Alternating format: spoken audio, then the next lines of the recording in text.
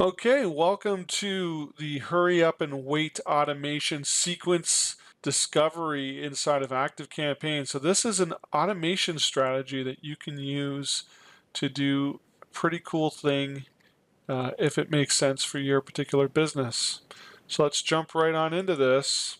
So for the overview here, first of all, why would you need a Hurry Up and Wait sequence? What the heck does it do? How does it work?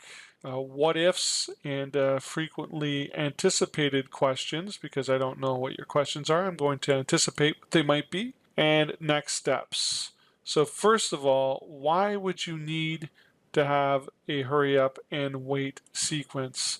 Well, if you have a situation where you have prospects coming into your site, then if you've ever felt like you wanted to give them a quick path to convert versus a slow nurture, then the hurry up and wait process is perfect for you. I had a client recently that requested this type of a setup. He would have a video demonstration on his site that people could opt in for. So he wanted to follow up the video demonstration with some emails that would further sell the service. But if somebody didn't have any questions and he wanted to jump ahead, he didn't really think it made sense to make them wait 7 days and go through 7 emails. But for those who did need that additional nurturing, he wanted that to be there.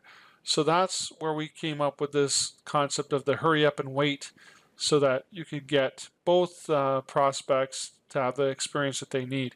So what does it do? It allows your prospects to choose their own pace. It allows you to speed up conversions because you're giving them a quicker way to convert. And it also allows you to identify the prospects most likely to convert now, because they're going to be the ones that jump ahead. And it's not very difficult to set up. So what does it do exactly? Well, the hurry up process allows the hottest prospects, those who don't want to wait, to skip to tomorrow's email instantly. And if they happen to complete the goal, which in this case it was to book a call, then they would skip the rest of the emails. So there was 7 emails in total. They would skip that.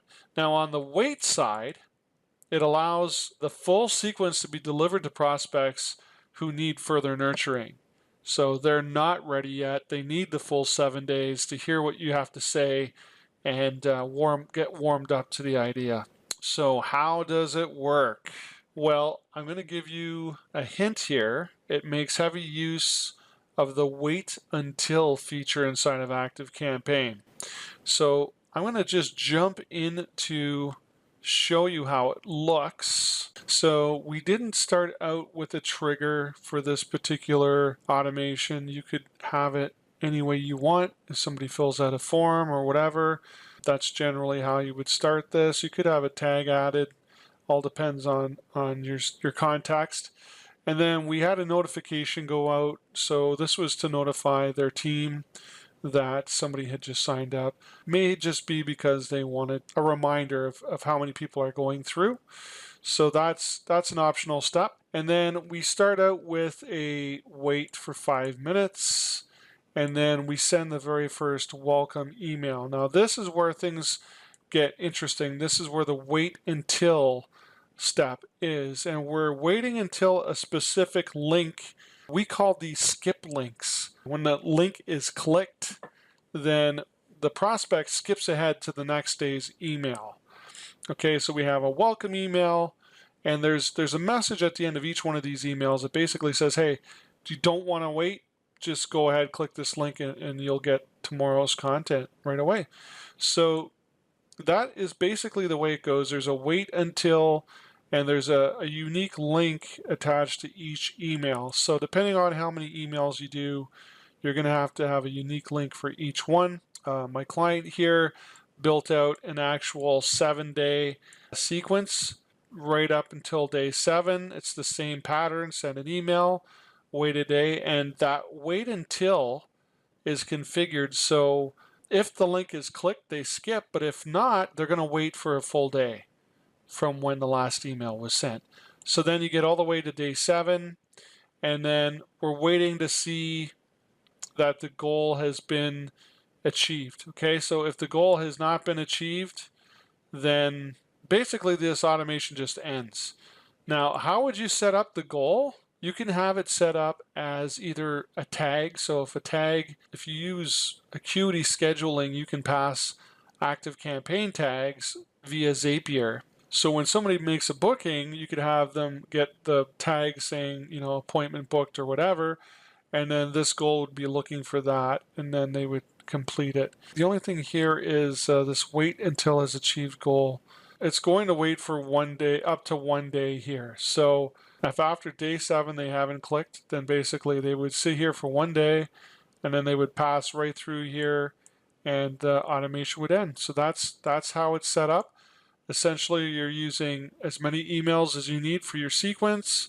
You're creating wait until stages in between each email, waiting until either the link is clicked, so you need a unique link for each email that goes out, or it's going to wait a day. So you can customize this however you want. You could have 2 days between emails if you want, or you could have 2 emails instead of 7. It's completely customizable depending on what you want to have happen. So that is the tour of the hurry up and wait sequence inside of ActiveCampaign. What if somebody hits a link by accident? It just means they're going to get an email quicker. What if somebody doesn't convert in the end? Then it just ends. The sequence just ends. The goal that I have set up here, it just lets them pass through. So if they go through the full 7 days and they don't opt in, then this just ends. We don't do anything else at this point in time with them. And yeah, that's essentially it. You can customize it. You can take the notify step out if you want.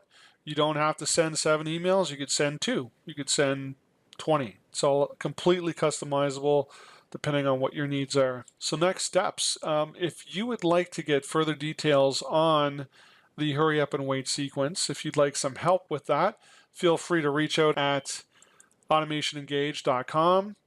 And there's a few little ninja tricks that can really make this even less work in terms of using the skip links.